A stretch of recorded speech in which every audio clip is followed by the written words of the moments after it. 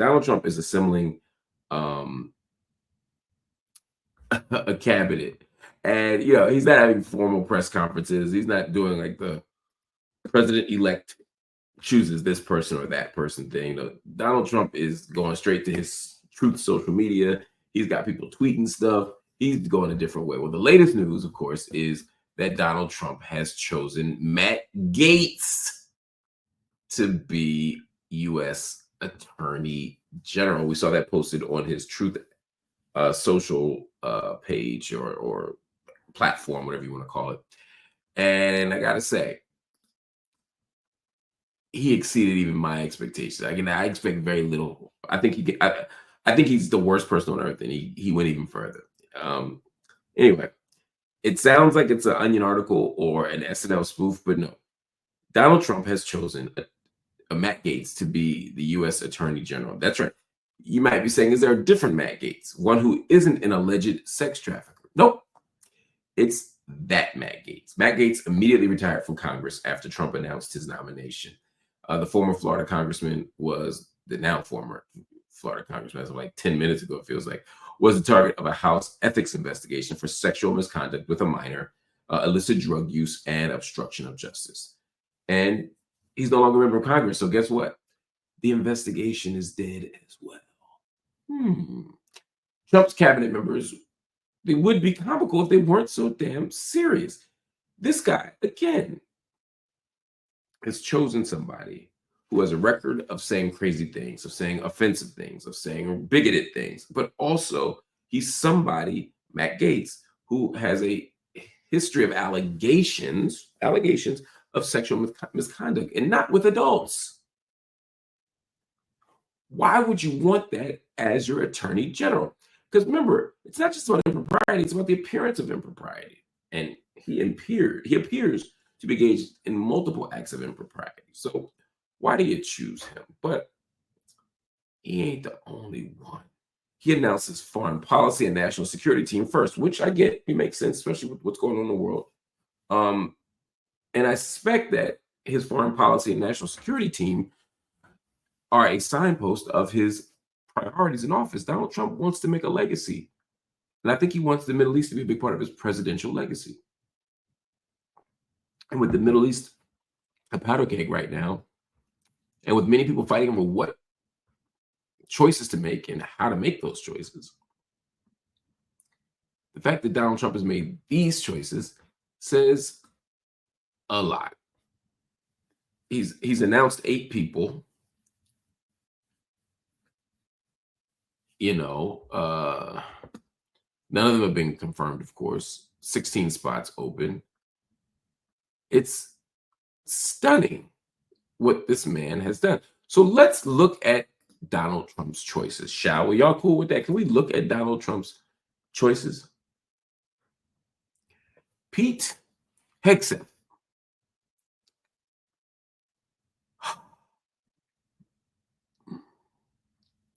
I'm not saying he's completely unqualified. He's a former military guy, done a little bit of policy stuff, Fox News commentator, which is where Donald Trump gets most of his foreign policy ideas.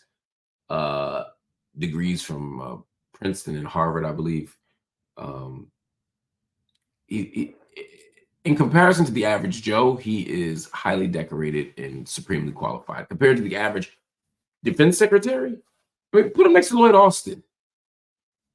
Think about the people he's been next to, and you say, "Oh my God, this guy's a lightweight. This guy is unprepared for this job. This guy doesn't know anything, but he's malleable and he's zealous, and those are 2 things that he likes." We talked about Matt Gaetz. Again, U.S. Attorney General, somebody who is right now under investigation for being a creep.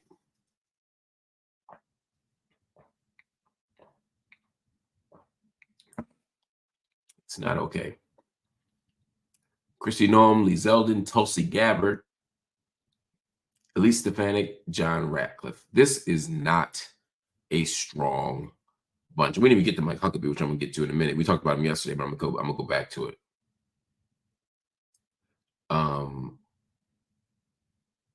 Elise Stefanik is UN ambassador. Are you serious?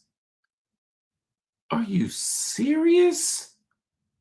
If you don't remember Elise Stefanik, she was the member of Congress out of New York, she's a U.S. Congressman out of New York, who was the one grandstanding against the Ivy League presidents, Harvard and Penn and MIT, not Ivy League, but it's so important school, you know, lightweights, but very strong Trump supporters. Let's talk about the fact that Donald Trump has also chosen Mike Huckabee. Again, Mike Huckabee. Mike Huckabee, I'm not sure Mike Huckabee believes in dinosaurs. Mike Huckabee is a hardcore right-wing evangelical. I've known Mike Huckabee for years. We worked at Fox News together. One week I was supposed to play in his band. I didn't get to do it. I didn't do it, but I've known Mike since he was hosting a Sunday show on Fox News, and we were both working there together.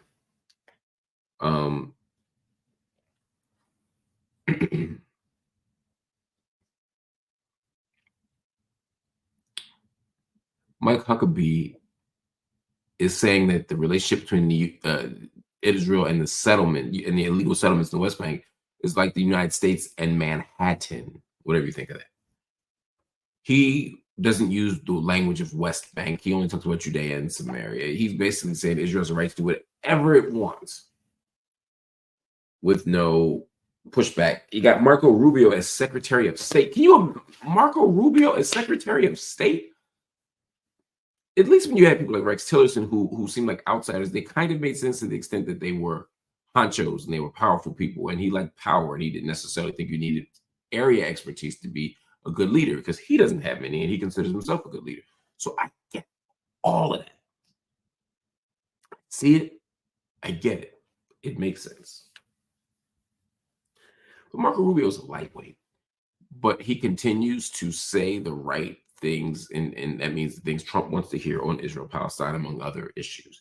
He's going to pressure Ukraine, I'm sure, to yield more territory. He's going to,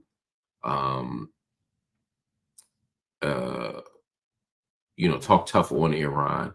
Bullet the Bunny says, being better than Blinken, being better than Anthony Blinken isn't a high bar, and I think that's right.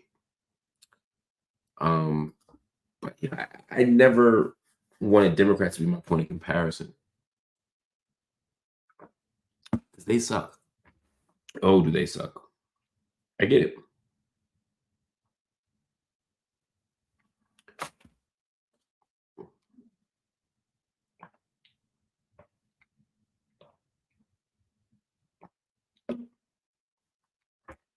But I think Marco Rubio is going to be worse because Marco Rubio is dangerous and uninformed, and Trump doesn't have a worldview that he's advancing. He wants to control the world, not change it. And so he's going to be listening to people who will tell him how things are in his strategic interest, or how they make him look good, or how they help him, or how it makes him money in the future, or his friends rich now. These are all the kinds of things that Trump thinks about. And so Marco Rubio is there. He said the Middle East and all the deaths in Gaza are 100% the fault of Hamas. He says Israel has no blame or responsibility. The U.S. has no blame or responsibility on what's happening in Gaza. This is Marco Rubio, y'all soon to be Secretary of State. Now, the other question is, do these people get confirmed? Mike Huckabee gets confirmed. Whatever you think about him, Mike Huckabee as U.S. ambassador to Israel that's not tough. That's not tough to do because Mike Huckabee is deserving in terms of his resume. He's been governor of a state. He can pretty much get confirmed for that. And with Republicans in the Senate, I just can't see a situation where Mike Huckabee doesn't get confirmed. I think Marco Rubio gets confirmed. I think Tulsi Gabbard gets confirmed. I think Elise Stefanik gets confirmed. But my God, such mediocrity, man, such mediocrity. Anyway, we can move on to another story, y'all. But I just need you to know I am so profoundly frustrated with these choices. Not disappointed because I didn't have an expectation, but frustrated nonetheless.